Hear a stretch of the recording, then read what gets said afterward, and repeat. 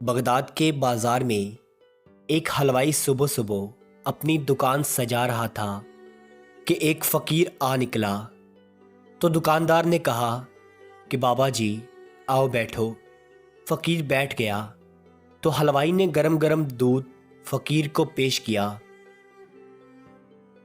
فقیر نے دودھ پی کر اللہ تعالیٰ کا شکر ادا کیا اور اس حلوائی کو کہا کہ بھائی تیرا شکریہ، اور یہ کہہ کر فقیر چل پڑا۔ بازار میں ایک فحاشہ عورت اپنے دوست کے ساتھ سیڑھیوں پر بیٹھ کر موسم کا لطف لے رہی تھی۔ ہلکی ہلکی بوندا باندی ہو رہی تھی۔ بازار میں کیچڑ تھا۔ فقیر اپنی موج میں بازار سے گزر رہا تھا کہ فقیر کے چلنے سے ایک چھینٹا اڑا اور فحاشہ عورت کے لباس پر گر گیا۔ جب یہ منظر فحاشہ عورت کے دوست نے دیکھا تو اسے بہت غصہ آیا۔ وہ اٹھا اور فقیر کے منہ پر تھپڑ مارا اور کہا کہ فقیر بنے پھرتے ہو، چلنے پھرنے کی تمیز نہیں۔ فقیر نے ہنس کر آسمان کی طرف دیکھا اور کہا مالک تو بھی بڑا بے نیاز ہے، کہیں سے دودھ پلواتا ہے اور کہیں سے تھپڑ مرواتا ہے۔ یہ کہہ کر فقیر آگے چل پڑا۔ فحاشہ عورت چھت پر جا رہی ہوتی ہے تو اس کا پاؤں پھسلتا ہے اور زمین پر سر کے بل گر جاتی ہے۔ اس کو ایسی شدید چوٹ لگتی ہے کہ موقع پر ہی فوت ہو جاتی ہے۔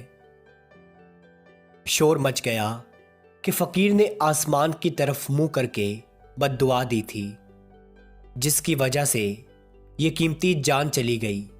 فقیر ابھی بازار کے دوسرے کونے تک ہی پہنچ پایا تھا کہ لوگوں نے فقیر کو پکڑ لیا اور کہا کہ بڑے فقیر بنے پھرتے ہو، حوصلہ بھی نہیں رکھتے ہو۔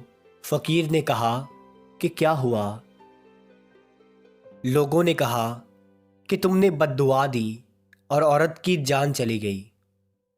فقیر نے کہا کہ واللہ میں نے تو کوئی بد دعا نہیں دی۔ تو لوگوں نے ضد کی اور کہا کہ نہیں، تیری بد دعا کا کیا دھرا ہے۔ جب لوگوں نے ضد کی تو فقیر نے کہا کہ اصل بات پوچھتے ہو تو میں نے کوئی بد دعا نہیں کی، یہ یاروں یاروں کی لڑائی ہے۔ لوگوں نے کہا کہ وہ کیا؟ فقیر نے کہا کہ جب میں گزر رہا تھا اور میرے پاؤں سے چھینٹا اڑا اور اس عورت کے لباس پر پڑا تو اس کے یار کو غصہ آیا، اس نے مجھے مارا، تو پھر میرے یار کو بھی غصہ آ گیا۔